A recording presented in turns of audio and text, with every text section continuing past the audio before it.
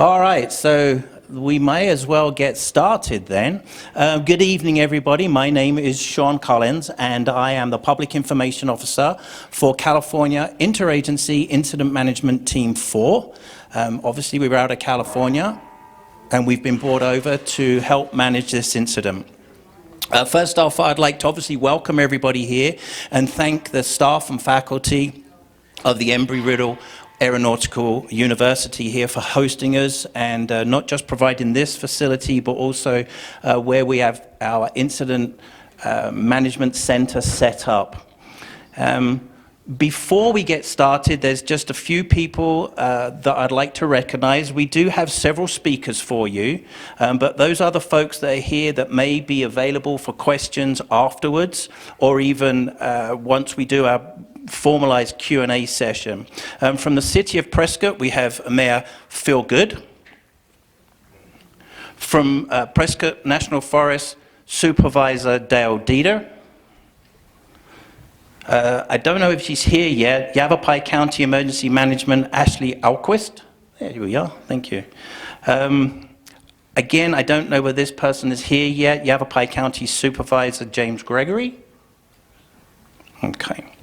And we have from LASER, which is the Large Animal Shelters of Emergency Readiness, Kathy Health. Thank you. And Triple E, Equine Emergency Evacuation, Jim Holt. Thank you. Representative Judy Saltrip from Senator Mark Kelly's office. Thank you, welcome. And Prescott Fire Chief, Chief Dura. Thank you. So for our opening remarks, I didn't recognize her because she's going to come up and speak for us right now. Yavapai County Supervisor from District 5, Mary Mallory. Good evening, everybody. I am Mary Mallory. I am the supervisor for District 5. I want to welcome everybody here. I want to thank Embry-Riddle for having this facility available and helping us through a very trying time right now. We are holding this meeting tonight in hopes to give you answers that you may need in regards to where we are with this fire, where are we going to go, and what are the answers to get all of you back home as soon as possible and to help you regain your normal life. Everybody here is to help and serve for you. We are concerned. Our prayers are with all of you, and I want you to know that as the chairman of the Board of Supervisors and the supervisor of this district, I am available to you anytime. I am very accessible, and I am here for any of you and all of you. Yavapai County is a family. We are a family here. And so we are here to act as a family and to provide all the services needed for you for as long as it takes. So with that, I appreciate the opportunity to welcome all of you. Again, reach out to me anytime, and we will move forward, and God bless all of you and all of our responders. We are so appreciative of everything that you do. Thank you. Thank you, Supervisor. For our operational update, I'd like to welcome our Operations Section Chief from California Interagency Incident Management Team 4, Kyle Jacobson. Good evening. Thanks for being here. I apologize, the map's a little small. I'm going to walk over here and try and use that to give you a quick walk around the fire. We'll start in Division Alpha. We've had a productive day today. There were numerous spot fires that were kind of north of this line that's been holding from previous firing operations. They were able to work helicopters on those spot fires all day. We did get ground resources into those spot fires, so they've been individually lining those spot fires. There was, on my flight this afternoon, there was very little smoke production coming from any of that area, so they were making really good progress on all of these spots that were north of previous firing operations. The rest of the line is holding all the way down towards the Mount Union area. We were able to get in fixed wing retardant around Mount Union to protect all of the communication infrastructure and the lookout that we have in that area. The fire has progressed north towards Mount Davis. It's not moving super quick. It's kind of just backing downhill. It's more of a flanking fire, but it is moving. They were able to get in several drops from heavy fixed wing tankers today, and so they got retardant around the entire north end from Mount Union all the way into the snowdrift area. Last time we took a look, that entire retardant line is holding, so the fire is not progressing in that area right now. We're anticipating getting some night resources in there tonight and trying to get as much line in on that northern portion as possible as we progress through the night.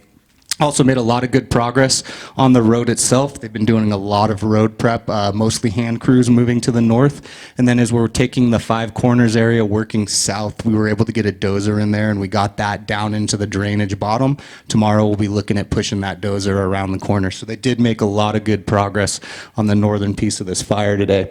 As we're looking at the southern edge, still trying to gain access to a lot of this area. The fire is not super active. It's just slowly backing downhill against the wind. It's moving in the timber stringers, and as it's finding those areas of like lighter fuels where it's not in the heavy timber, it's really spotty and we aren't seeing a whole lot of progression.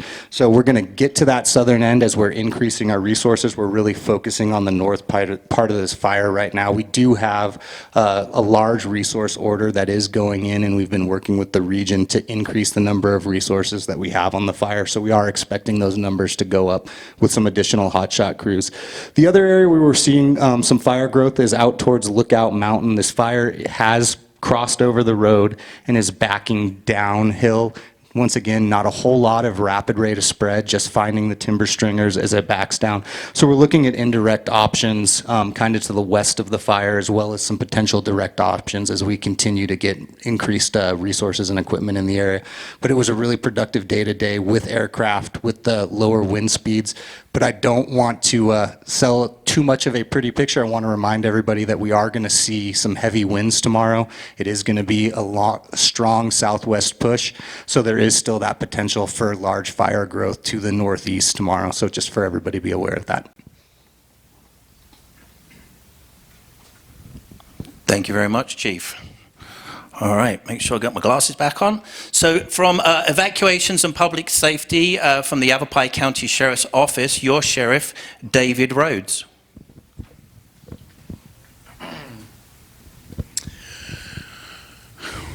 Where do we have evacuees here? Where are you guys from? Walker? Hold your hand up, your Walker. Breezy Pine, Potato Patch, that area. Do we got anybody here from Mare? Okay. So I want to just take a couple of minutes to make sure you guys, to make sure everybody in the room understands kind of what's going on here, because a lot of the terminology and a lot of the things, you know, you may have questions, you may understand. So I'm just going to kind of give you an overview of what's going on. Then we're going to talk about evacuations, talk about how these decisions are made, what we're looking for, and how we're trying to cause minimal impact to everybody. First of all, this is good news. When you're looking at this map here, when he's talking about southwest winds and he's talking about northeast movement, he's talking about the fire moving in the direction of Breezy Pines, Mare, Pine Flat, all of those places. But that's not a guarantee that that's where the fire is going to end up. You know, the the winds can blow it in any direction, any place, any time. There's pretty much no control on things right there. The conditions are really bad. And so when we're looking at public safety, you know, you have one of these fires break out and they say, well, who's responsible for fighting it? You may wonder what a Type 1 team is. A Type 1 team is basically an emergency incident management team that is put together, they train together, they work together, and they come here, they have the ability to call in a lot of resources, make a lot of decisions, and get things happening very, very quickly to react to what's happening on the ground. And that's their responsibility. They're firefighting. The sheriff's office and law enforcement's responsibility is public safety. We maintain the evacuations. And our number one priority always is the protection of life first, the protection of property second. So we're trying to react to the information, decide what areas need to be evacuated and for what reasons, and not be overly aggressive with evacuations, but be on the cautious side. You guys that are in this area up here, you know that the roads are narrow, it's steep canyons, it's all these things. You start bringing fire equipment up there and all the things that they need to do to fight the fire, it is not a safe place for people to be anymore. So we're working with them. We've got a number of roadblocks in the area out here. We've got to make sure that people don't get in there and, loot any houses or do anything like that. We've got roving patrols to check on people that, may have been at a house that, didn't get evacuated. We can help them get out of there. We've also got the ability to go get things that are absolutely necessary. We can do escorts, we can do these things, medications, certain things that people need from their house if it's safe and allowable, and we can get you up there with an escort. We can do that. We also work with our large animal rescue to help you if you've got animals that you need to get out of there, large animals, horses, these kind of things that need to be evacuated, you need a place.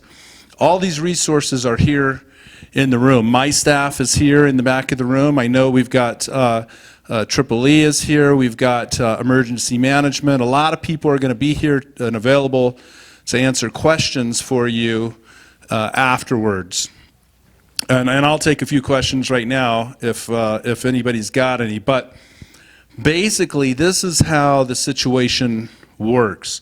We're looking out for you. We're looking out for public safety. We're looking out for your property, trying to communicate, trying to post things on Facebook as frequently as we can, as much information as we can.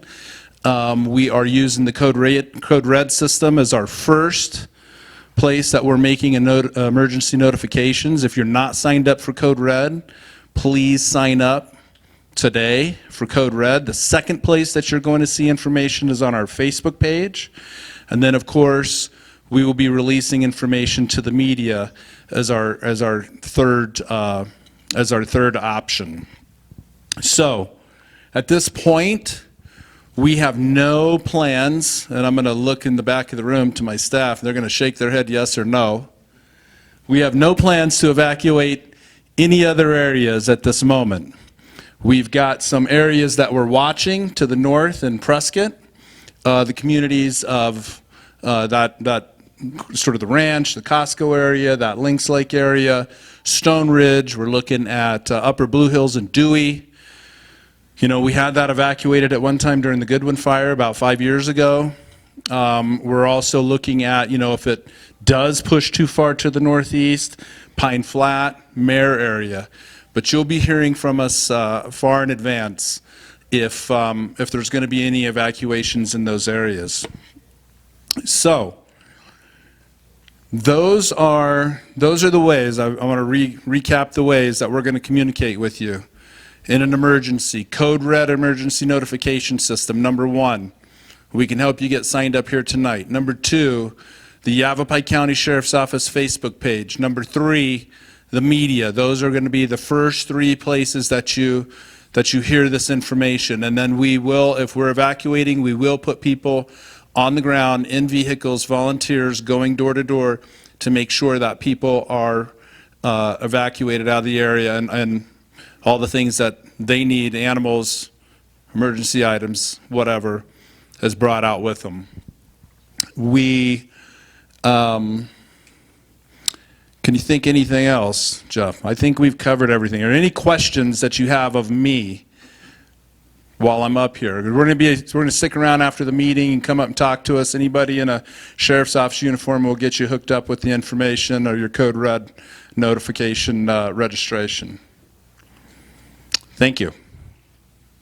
All right, thank you, Sheriff. And we will have an opportunity for Q&A after the presentation. So if you do think of something, we can always talk to the Sheriff then. Excuse me. The local agency administrators from Prescott National Forest and Bradshaw District Ranger, this is such a mouthful, always is. Bradshaw District Ranger District Ranger Sarah Clausen, okay, and then from the Arizona Department of Forestry and Fire Management, which I'm more familiar with, Agency Administrator Jake Guadiardi. I messed it up completely. Guadiana. All right, thank you, everybody. So, Jake, if you want to come on over, I'll introduce myself again, and I just want to make sure I explain the relationship we have here. So, again, my name is Sarah Clausen. I'm the District Ranger for the Bradshaw and Chino Valley Ranger Districts on the Prescott National Forest. I already see faces in the audience that I know from this community very well. The Prescott National Forest is under joint delegation to the Incident Management Team with the Arizona Department of Forestry and Fire Management, and Jake Guadiana is going to speak to you as well. He represents that agency. I'm going to just speak to you a little bit about some of the Prescott National Forest things that are on my mind. First and foremost, I can't thank you all enough for the quick evacuations. Sheriff Rhodes did a great job of explaining how important it is for your own safety, your own lives, to be quickly responsive to those calls for evacuation. And we know that many of you also evacuated when you were in the set stage. That, I cannot tell you how much comfort that gives for our first responders to know that that community that at risk, that folks have left their homes, as hard of a decision as that is to make, our first responders feel that sense of relief, knowing that their battle is with a fire. They're concerned about the structures, but if we know that your lives are protected, that absolutely hits their heart. We also, as Sheriff Rhodes mentioned, the fact that you all have evacuated, or if you have not been called to evacuated yet, but that call does come in, the sooner that you are able to do that, the sooner those roads are cleared for our emergency responders to be able to head towards the fire. You all know this country very well. You know that we don't have a ton of roads in this part of the country, and not all of them are great. And so we want to make sure first and foremost those roads are open for you to evacuate before we start coming in. So just know we appreciate that very much. With that, I wanted to also acknowledge the Prescott National Forest closure area. So this fire started on Monday, and by Tuesday morning, 6 a.m., we had a large forest closure area in place.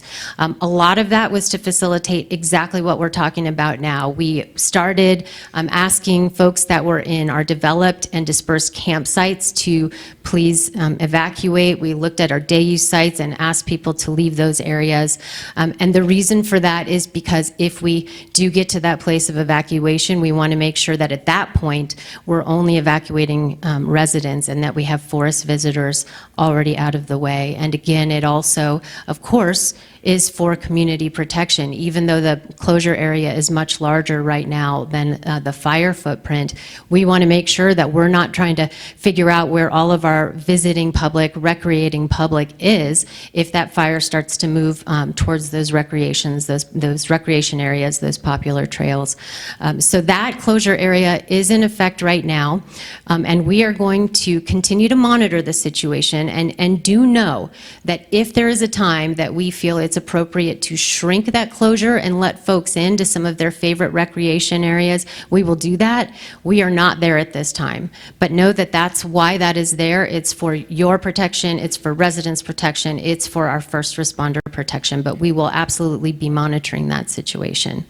Again, just thank you to all of you. This is our community as well.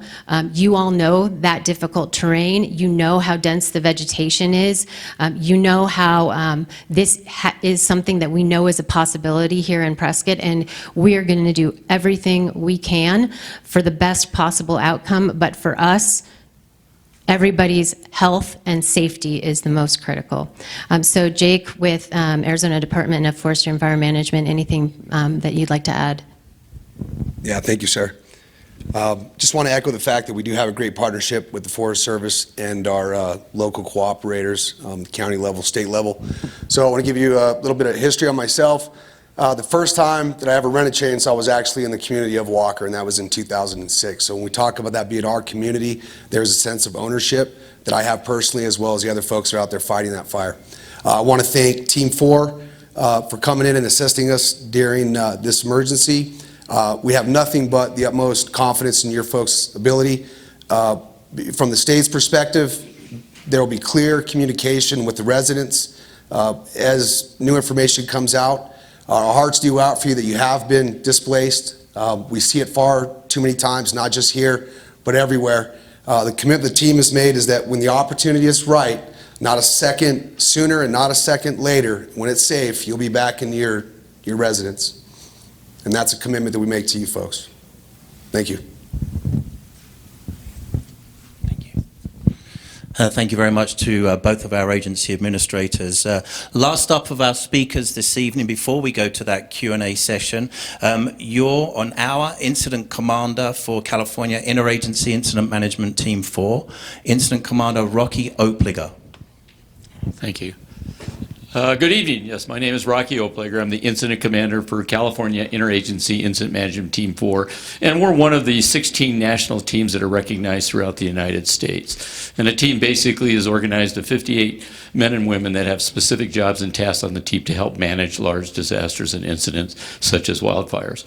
Arizona and New Mexico has 2 of their Type 1 incident management teams. I know many of those folks that work on the teams, and they've been heavily engaged on large fires already, committed to fires in New Mexico, and I guess we have a new fire that's in Flagstaff that they're ordering a 4th Type 1 national team. Can't say enough about, first of all, the sheriff and law enforcement.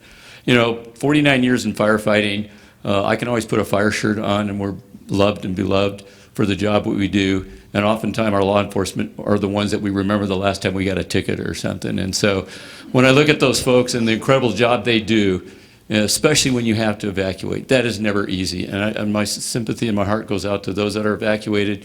Just last year on the fires that we had, my family was evacuated while I was on a fire. My wife's a fireman. She was fighting that fire. So we know those impacts. But I tell you what, it's real. Our number one priority is community and public safety, along with our firefighters and emergency responders. It is difficult terrain out there. It's been unprecedented what we've seen throughout the United States the last 10 years or so, and the kind of fire behavior we're experiencing. This is very early to have this kind of fire behavior.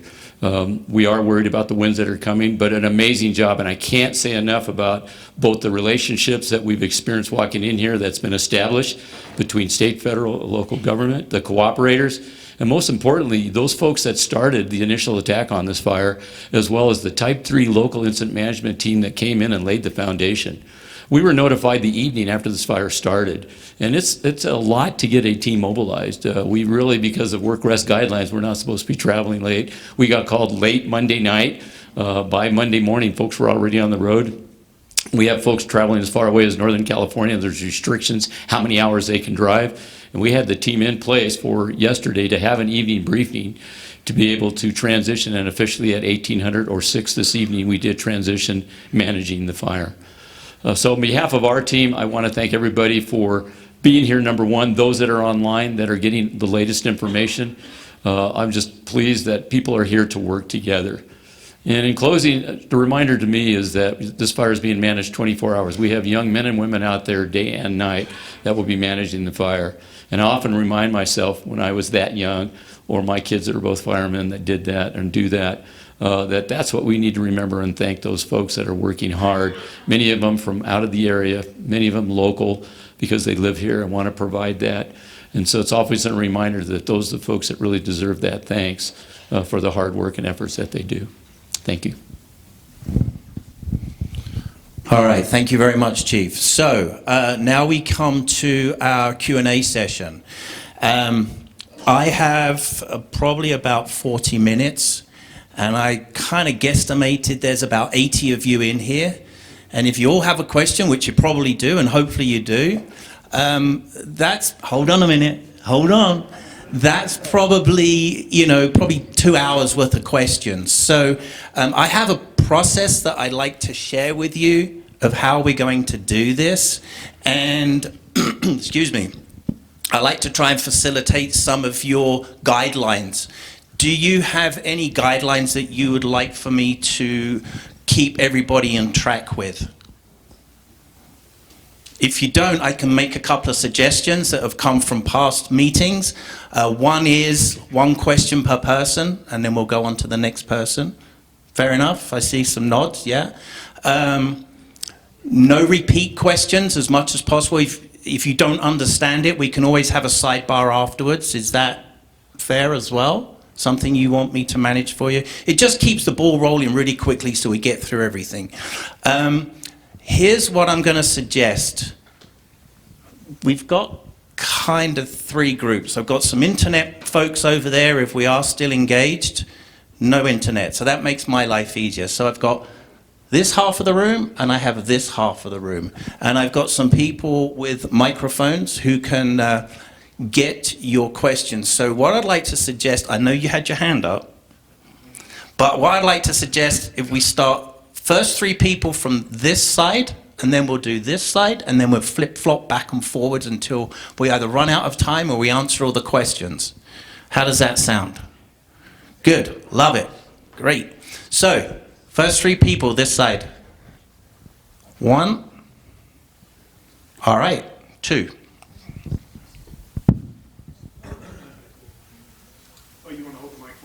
Yeah, we'll hold that for you because you tend to steal them. Thank you for your sacrifices. My question is are utilities shut down in the communities that are put on set as far as the electrical being able to supply ranch equipment or wells in those areas? Is utilities being shut down? Is that a priority for the guys on the ground? That is a good question, and we have a representative, I'm thinking, from APS. The question basically was, when we're in a set position, a ready set position, is there still utility power to the ranches, etc.? Thank you. I'm Mackenzie Rogers. I'm the Northern Arizona Division Director for APS.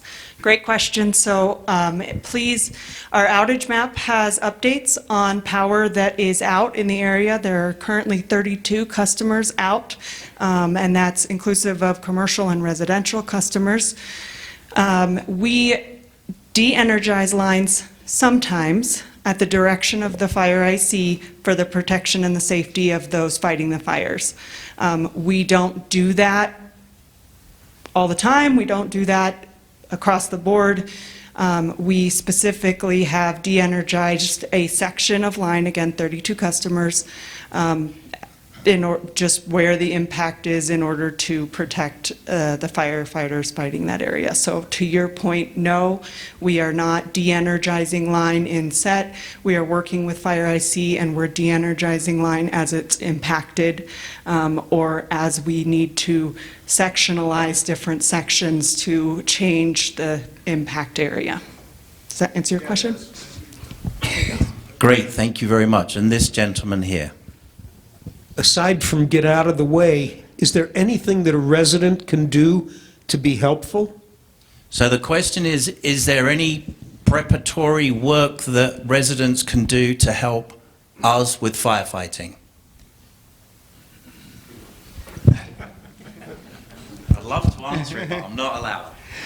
No, I can get started on that. Most of the work would occur prior to the fire even entering the area. We really encourage all residents to provide as much defensible space as possible to make their structure, as we say, hardened to fires as possible, to make sure that your eaves aren't open, that there aren't receptive fuels for embers, say large wood piles, large areas of toxic materials, any flammable materials, trying to keep those locked away in the proper storage. So the more defendable your structure is, that gives us the most opportunity to go in and be successful in defending that area. So any work you can do ahead of time to help us with any of that type of work is super beneficial. Like I said, that's often years before the fire ever shows up, but we appreciate all of that work. Just what I was going to say. Thank you. So what I'm going to do, next time over. I'm sorry. Next time. I did, but I only had 2. So now we come over to this section. I know we had 1 lady over here, 2 more people. We'll get back over there, don't worry. All right, just 1 person over here. Anything over here, because you're part of this group? No? Okay, just 1, thank you. Can you give us any kind of idea how long we're looking at before we get to go back home? I mean, anything? Can you give us anything so we have even a glimmer of hope? So the question is, do we have any idea of a time span, how long that we're looking to fight this fire, and when can people go back to their homes? That's always a great question. I guarantee you that we're making every effort as soon as we possibly can. I mean, in close coordination with all the agencies, especially law enforcement on a reentry. But boy, we're right now at the whims of the weather. Really concerned about this wind event that's coming in. You know, we're talking wind gusts up to 60 miles an hour, potentially. That was this morning when we had the weather brief. And that's throughout the, Arizona. And so those are probably the most important things we have to look. We have to take a look at the weather, how long are the duration of the weather, and then what is the fire behavior, what is it going to do when it's influenced by that weather, and then what efforts the firefighters are making. So I can guarantee you every effort's being made, just an amazing job to where we are today based on the weather you had yesterday and the progress they made today. We do have a difficult day coming up starting tomorrow evening. So I know that we'll talk about when we can do other future community meetings, but really right now we're just focusing on the weather, your safety, firefighter safety, emergency responder safety, and as soon as we possibly can, believe me, we want to get you back into your residence. Thank you. I appreciate that you had a question, but if all of a sudden there was 10 more hands go up, then I've broken my own rules for you guys. So we do have 1 question. Is there any more questions on this side? 2, 3. So 1, 2, 3. Michael Carollo, resident of Upper Blue Hills and Dewey. We haven't been evacuated yet. I had heard something, maybe you can do some clarification because it's hearsay. I had heard something in reference to Code Red not being active, or the system was down. So that's one of my concerns. Second was I had heard that the Ready, Set, Go protocol or procedure was not used. It was just a go state for some smaller communities, possibly Potato Patch or Brucey Pines. I don't know if that's true or not. There's a lot of hearsay going on, and being a caregiver of a disabled wife, it just kind of concerned me that I didn't have the ability to prepare as much as I would like. Thank you. And thank all of you for your help during this crisis. We do appreciate your work. Thank you. I'm going to summarize that quickly because you had a couple of points and I want to make sure that I've covered everything for you. 1 is rumor control, if you will, about the availability of Code Red. Is it up? Is it down? And possibly why there was a reason it goes direct to go instead of the Ready, Set, Go protocols.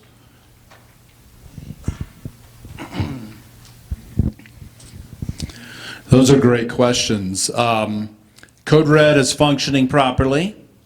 There was a short period of time on Monday when it did not function properly, or they were doing maintenance on it, which happened to be the time the wildfire broke out. Boy, that's Murphy's Law, right? But it is working correctly now, and that is the notification system that we have. So make sure you're signed up for it. There are other ways, though. Remember, if you watch Facebook or the media, or you will see people come into your residence if it's a go status. The other question about why is it sometimes just a go? And we have 3 stages of evacuation. Ready, set, go. You're hearing a lot about that being brought up. Ready is basically a general notification that there's fire in the area. You don't need to evacuate, but be aware and maybe start making some preparations or have a plan about where you could go if you had to evacuate. Set is it's kind of coming your direction a little bit. We're worried. We want you to make preparations so that you can go in a quick status. Go means you need to get out. You need to evacuate. Now, depending on where the fire is or where it starts or what happens, if a fire starts next to your house, you're in a go status immediately. We don't have time for ready, set, go. And that's what happened with some of the people in Walker and Potato Patch. That thing got started very quickly. It's right there. There's limited access out of there, and we just got to start getting people out. So that's how that happened, and it's very it's inexact sometimes, So just be paying attention and bear with us. We'll get the information to you as quick as we have it. Does that answer your question? Okay. Thank you very much. And question number 2 here. I realize that it transitioned from a Type 3 to a Type 1 team, and there's a resource order that was successful. At what point do we get federal funding for this fire, or is it federal now? So the main question is about federal funding for the fire or for the owners? For the resources, for the teams. And Oh, federal funding for us being here, doing what we're doing? Okay.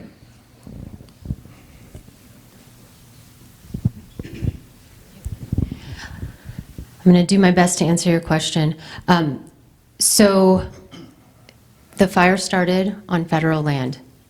Automatically, it is a fire that starts off as being funded with federal money. However, we are in joint delegation with the state of Arizona, and so we work hand in hand with a process regarding, how are we going to divide that cost. We have a shared interest in protecting the landscape and the communities, and so we have a very in-depth discussion on a daily basis about how those costs are going to be divided. Jake, did you want to talk at all about FMAG? Rather briefly, so so there's certain criteria that a fire or community has to reach in order for the state to hit what's called an FMAG, which is structures threatened is one of those trigger points. Once we get an FMAG in place, then it releases some federal funding that we'll use to pay towards some of the costs of this fire. However, at the same time, the state does have some funding in our fire fund that we're using to pay for the costs with the feds right now. An answer? yeah, the money's there.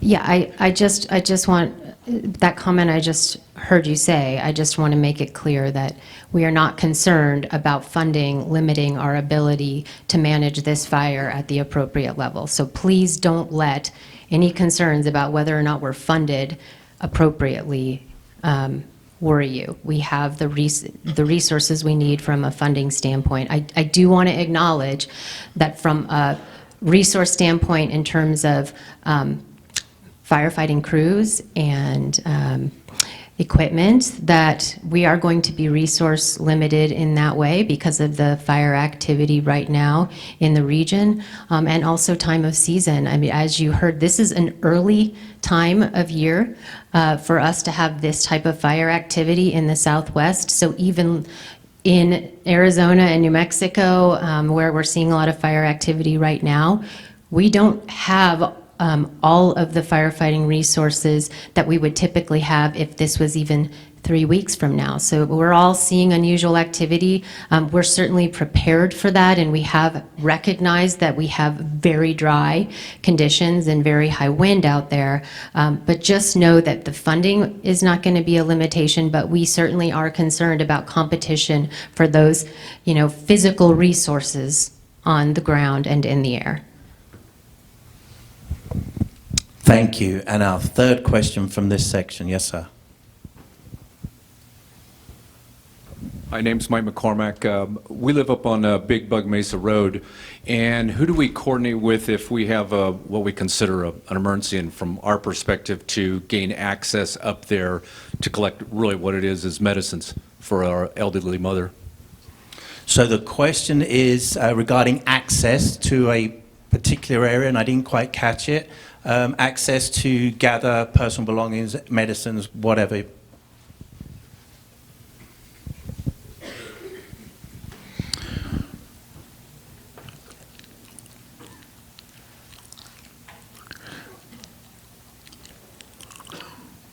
So, I am going to find out exactly where you can make these communications to the sheriff's office, and we can work on scheduling an escort up to get some of these things. Now, bear in mind, this is all predicated on safety.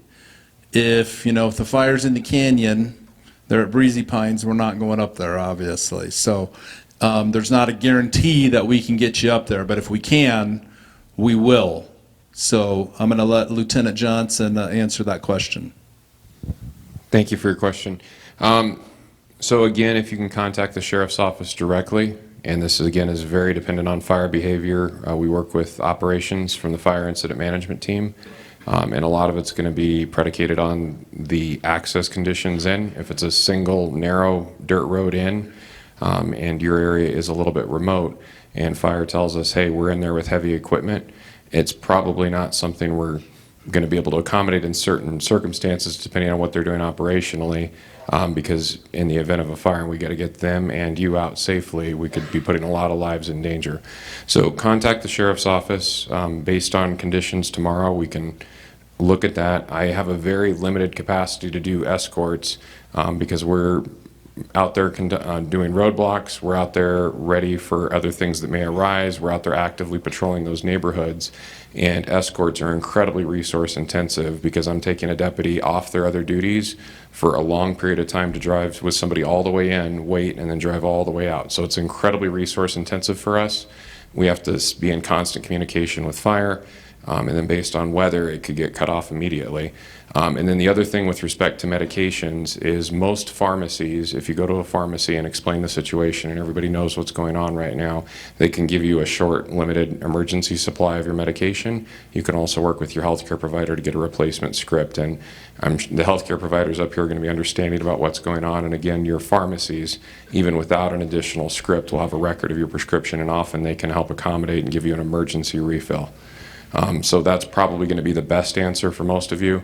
Again, we try to help people, and especially if it's something like pets, we're very attuned to that. But something like medicine, going through your pharmacy might be best, but you can contact the sheriff's office tomorrow.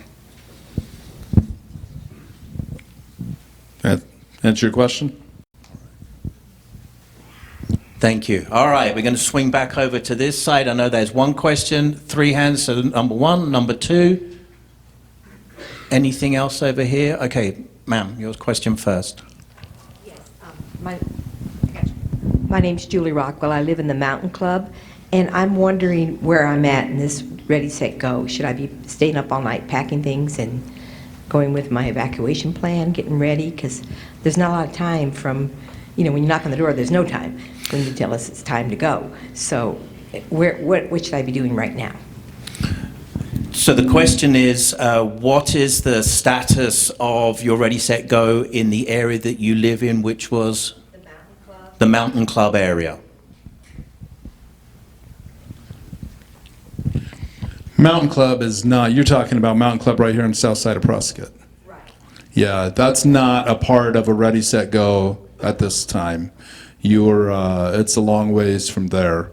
Groom Creek, I believe, is in a set status currently at this time, which is up Senator Highway and where the camps are, Marapai, all that area is in a set status, but that's as far in this direction as we've gotten with the set status as Groom Creek.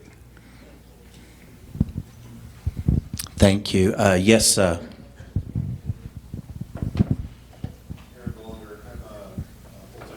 David Patch. My question is, have there been structures lost, and how many and where at?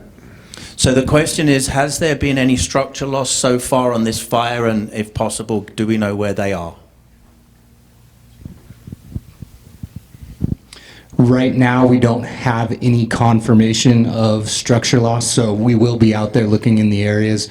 Fire hasn't reached that potato patch area, and we don't have any confirmed structure loss, but we will be out there taking a look to make sure there haven't been any outbuildings or anything destroyed.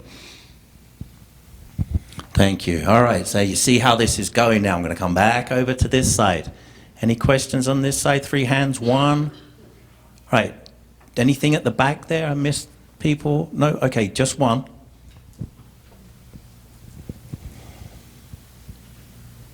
Yeah, hi. I have a place in Breezy Pine, and I see the fire right now. It's at a point there next to the 5 Points intersection, and it seems to me where my cabin is that wind seems to funnel down into that canyon that follows the Big Bug.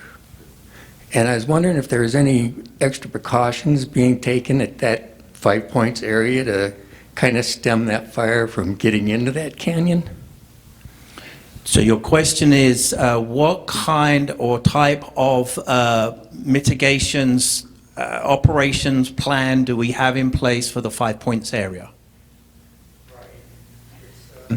Like I said, you know, it just seems to me that like it might be breezy in the area around there, where my cabin is, you know, but once you get down into that canyon, it seems like air picks up, or the wind picks up. And I'm afraid. Yeah, we have definitely noticed, and talking to the local firefighters in the area, that we do have areas where the winds funnel, especially under certain flows like southwest flows, that they will pick up and align with certain drainages. So today, additional resources were moved into that 5 Points area, and that is where they started the dozer working to the south, hand crews working to the north. So they're trying to reinforce the line from making sure that it doesn't slop over the road system that's in there, and they'll be continuing to work on that tonight. So they're doing everything they can in that area to help prevent any northerly or easterly progression with the resources we have available. Thank you. All right, now coming over to this side, I have 1. Anything at the back? Okay, just one question, sir.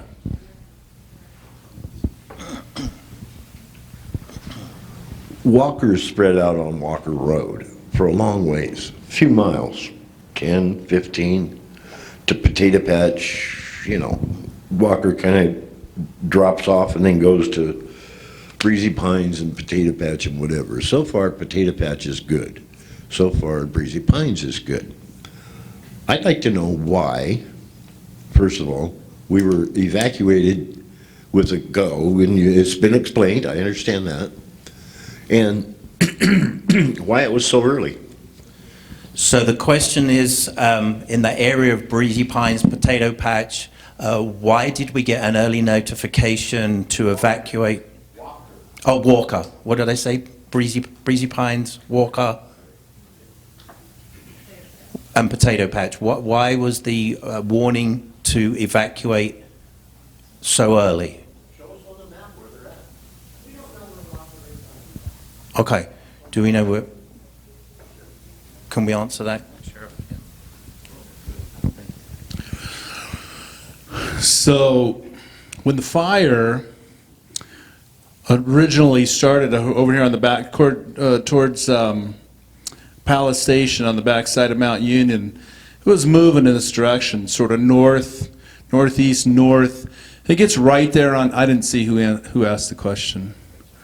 It gets right there on top of the mountain, and if it's going to come over the mountain into, you know, Potato Patch and then down, we're pulling all resources out of there. Nobody's going to be in that canyon. There's not going to be any firefighters. There's not going to be any law enforcement. There's not going to be any volunteers. There's not going to be anybody to help you guys. And it was right there, and it still is, right there on top of the mountain. It was very, very close to coming over the top. So that was a decision that was made in cooperation with the incident command team at the time, the Type 1 team, and the Sheriff's Office executive staff, that was the safest thing for everybody that was living in Walker and still is at this moment. So that's why that decision was made. All right, thank you, Sheriff. We go again to the left side. Any questions? All right, good. Down the center aisle. Did I see a hand over here? Yes, so one over here. Anybody else on this section? And one in the very far back corner, so yes. Hey, how you doing? I appreciate all your help. I just wanted to know what type of resources are you guys looking for right now for the evacuation center, people that are down there, businesses in the community. How can we pitch in and help what's going on right now? So the question is there any opportunity for volunteers to help out? Well, I know you've got some things at the evacuation center. What's needed? Is there chow needed, water needed? I know you in charge of evacuating pets. There's a couple of centers that are taking pets. So if you guys need some resources, what resources are you looking for? So the bigger question is, what resources are we as an organization looking for to help with those other folks that have been evacuated, etc.?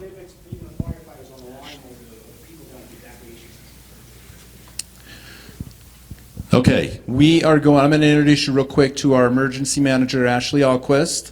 And she is, among other things, there running the evacuation center, so I'm going to have her answer that question. All right, thank you. So there's actually a couple ways that you can help out. The Red Cross is out at Yavapai College running that shelter. So they're looking for meals, they're looking for water.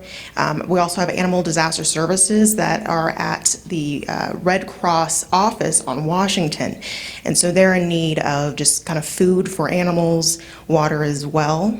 We've got Laser out at the racetrack off of 89A. Kathy? You're good? Okay, very good. So those are some ways that you can help, and we definitely appreciate that. Thank you. Okay. Brilliant, thank you very much. And right at the very back there. Same question as the last question. I missed that. Could you please repeat it? He has the same question. Oh, you So I have the think it same was question for what help can be given? There's lots of help that can be given. I'm going to give it back to Ashley to just recap that very quickly. Okay. So, sorry, where are you at? Okay. So what you can do is at the American Red Cross, the shelter is at Yavapai College, and so they're looking for food to feed the evacuees, as well as water. That's very helpful. We have Animal Disaster Services out at the Red Cross office on Washington, which is fairly close to the college, and they're looking for animal food and water as well. Right now, I haven't heard of any need for volunteers, but I do know the American Red Cross is always looking for volunteers, but that's a process to get trained. So if you are interested in the future, definitely get in contact with them and you'll be able to help out, okay? Okay, thank you. All right, so as back over to this side, I've got one. Anything else? Just one, two, three. So the lady, the gentleman, and then the other gentleman. Okay, I was just going to tell you, I'm a past shelter manager and disaster captain for the Red Cross until a year ago for many years and ran the shelters.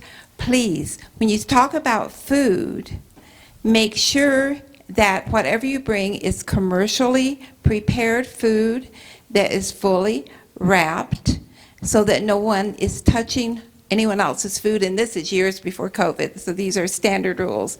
Because if we don't mention that along with bringing food, my experience is in the middle of the night running the shelter, trucks pull up where women have cooked all day, have made sandwiches, and they're so thrilled or their organization to bring in casseroles and everything else. We cannot touch it, we cannot take it in. So please work on a commercial basis.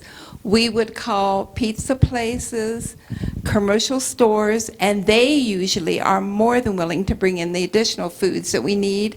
The Salvation Army and different Baptist and other groups from Phoenix come up, and the Red Cross coordinates with them for certain meals.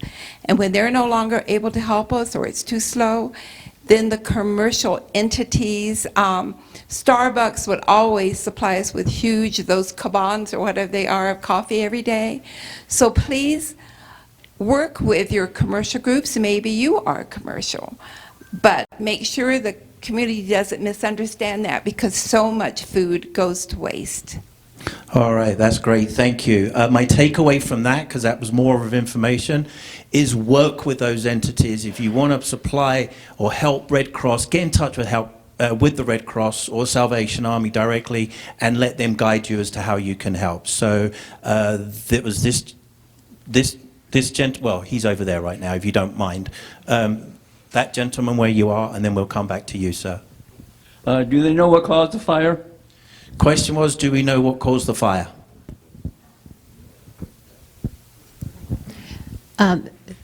So I think you all are aware that we have not had any lightning, much less rain in the area anytime soon. So all we can tell you for certain is that it was, well, let me just not say for certain, but it likely human caused. I think the only other thing aside from human is, an elk kicked a rock and it, caused a spark. But point being, what we're likely sure we can say is that it's human caused. We immediately had a law enforcement officer on scene to begin he's a fire investigator qualified, gathering data for investigation. We do not have any information at this time. Investigation is ongoing, and that is the honest truth. That's all we know. Yes. Officer Hughes, do you want to come on up? So this is our patrol captain for the Prescott National Forest, Officer Tom Hughes. I'm sorry, Captain Tom Hughes. Tom. Hi guys, how are we doing tonight? I don't have much to say on top of that. All I want you to know is that we do have a regional investigation team scheduled to come in on Friday. The investigator's coming on Thursday. They're going to start the investigation on Friday. It's going to be a special agent along with a couple other folks in the regional team. Hope we find something. We do have a general idea where it started, but we don't know what started it just yet. Obviously, most likely it's going to be human cause. But as soon as we find out, we'll be the first one to know. Okay, guys? Thanks. All right, thank you. Thank you, sir, for being patient. I know you mentioned starting, I think it was tomorrow night, I'm having a hard time remembering what day of the week is with all this, that the weather's supposed to, the wind's supposed to pick up, but how long, do you have like a medium where what you think as far as weather, the effects it's going to have on the fire, where it's going to when it's going to improve, et cetera? So the question is regarding weather and how that affects the fire, growth, et cetera, and how we fight that fire? No, do you have an outlook over the next few days? Oh, I beg your pardon. Of whether it's going to be an improving situation, less winds, higher humidity, et cetera. I'm glad I clarified that. Yes, so the question is, do we have a weather outlook and how that will affect the area and the fire? That's a great question. It's probably why I'm not a weather person. We know that we do have the winds coming in. We saw the gradients this morning on a weather brief, and we're looking at Thursday into Friday. After that, it looks like we get better conditions. We have made a request for an instant meteorologist to come out and work directly with the team. That's a pretty common protocol. We also have a fire behavior analyst that's coming in that will work with the firefighters, so we can also anticipate what kind of fire behavior that we can experience. But right now we know we have at least Thursday into Friday, and it looks like the conditions get better after that. We haven't looked long term, and we will start looking at those anomalies. But right now that wind gradient is there, and it is going to affect us tomorrow into Friday.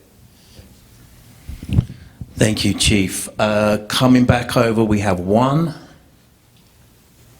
Anything over here? Okay, just one for right now. Excuse me. My wife and I are transplants from Northern California, Buddhists. Anyway, we lost our home in a firestorm in the Oakland area a number of years ago, which was a disaster that was totally unorganized. And we are now living here in Prescott. Fortunately, at this point, we're not in the danger zone. But my concern is that having seen the efforts that didn't take place in Oakland, California, and the disaster that ensued, I'm very happy to see the coordination of all the groups here. I think it's very impressive. But my concern also has to do with maybe not just this fire, but long range for the whole season. Water resources. Where do you get your water to fight the fires? Are you using lake water for troughs? Is it water primarily, or are you using other chemical forms of firefighting? And what can the average citizen do to conserve? We're in a drought. I think we all realize how important water is to conserve. Right.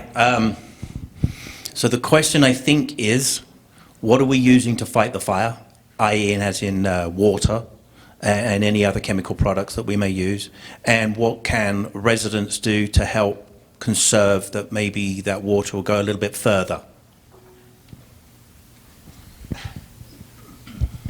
So I'll get started on that. Very familiar with the Oakland Hills fires, kind of grew up in that area as well. So just wanted to say that for water, we utilize any water sources that are available. So if we have access to fire hydrants, city water, we will do that.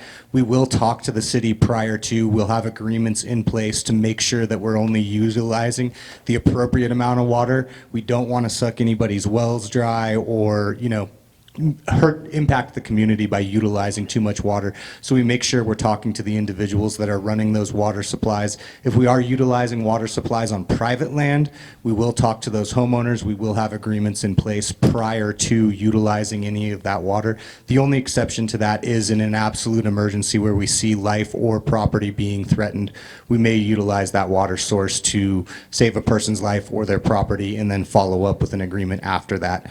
We also utilize retardant in our fixed wing aircraft. So that is a mixture of a chemical, basically a fertilizer, and water that's put down on the ground, and that's that pink, red colored material that you'll see that lasts a little bit longer than just water use. But we do use the water that we feel is necessary to put out the fire.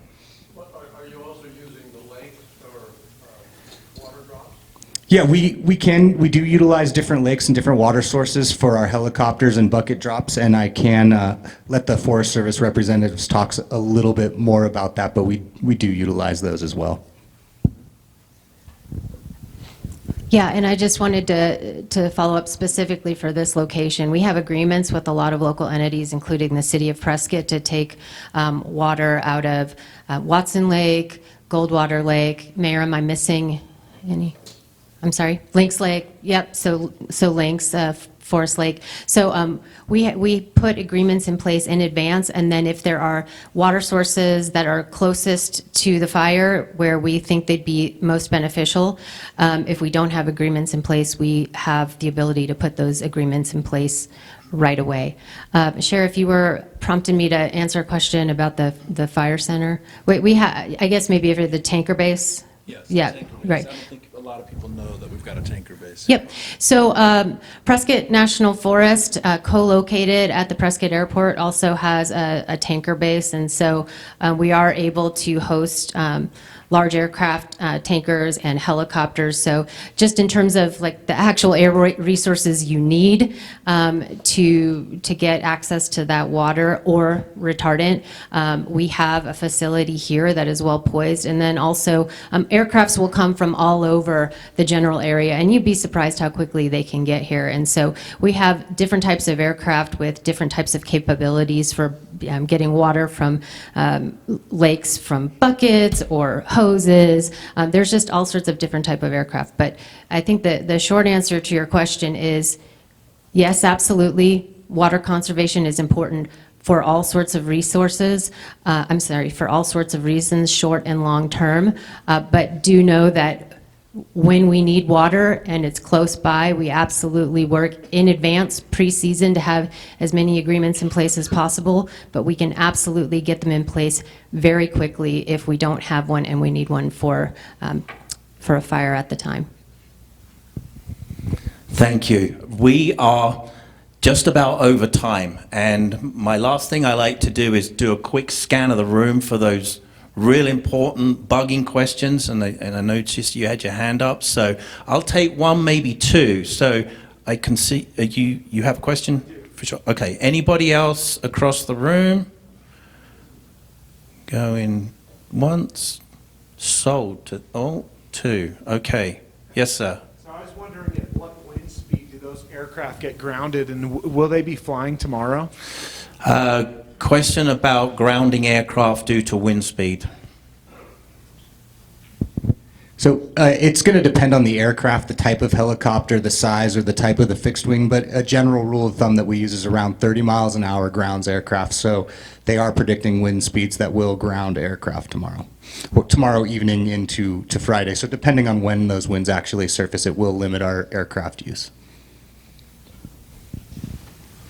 So Kyle, I'm going to ask you to stay here because I just want to prompt this other thing. So a lot of folks often ask questions if we're getting enough aircraft and why we aren't making more drops. And I just want to make sure folks know that water isn't always effective and fire retardant isn't always effective. And so I thought maybe Kyle, you could talk a little bit about when water or fire retardant wouldn't be effective. So if you don't see it dropping, it doesn't mean that we should be using it in art. It doesn't mean that we don't have it. It likely means we just don't think it's going to be effective. And it puts firefighters at risk to put them up in aircraft as well. So.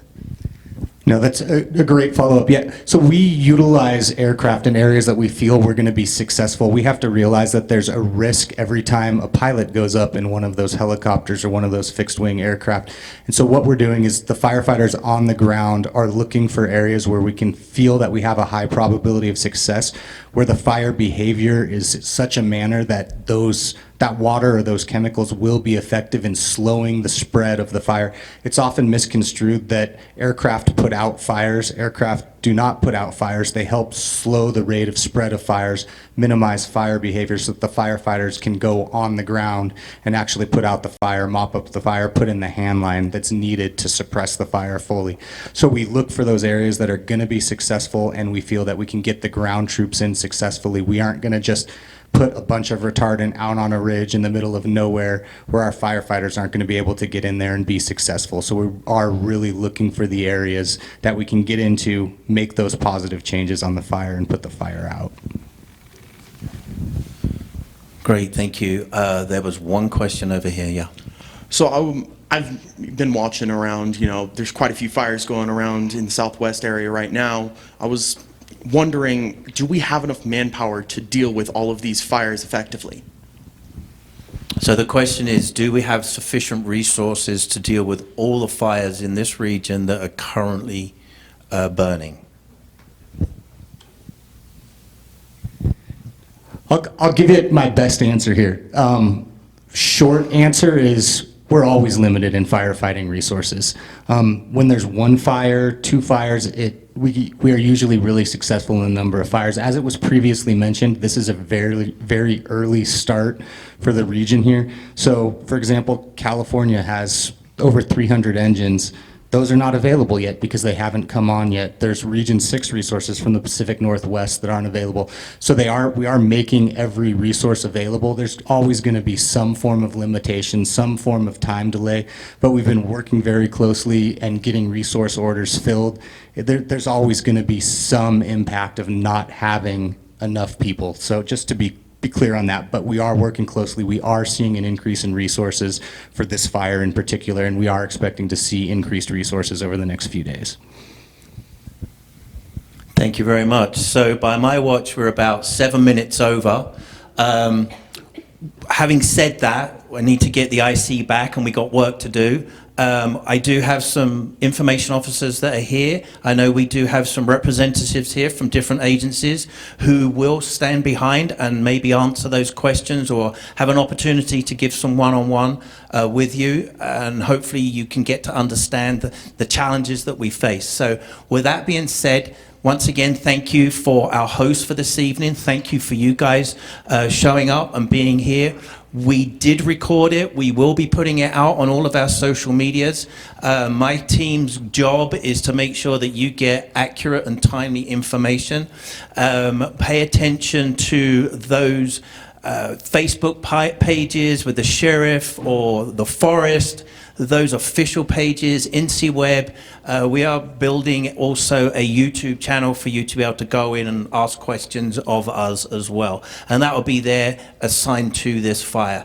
All of those will be available for you over the coming days. We'll have information officers out in the public. Please stop, ask questions. And with that said, thank you once again. Have a good evening and travel safely home. We'll see you again. Thank you.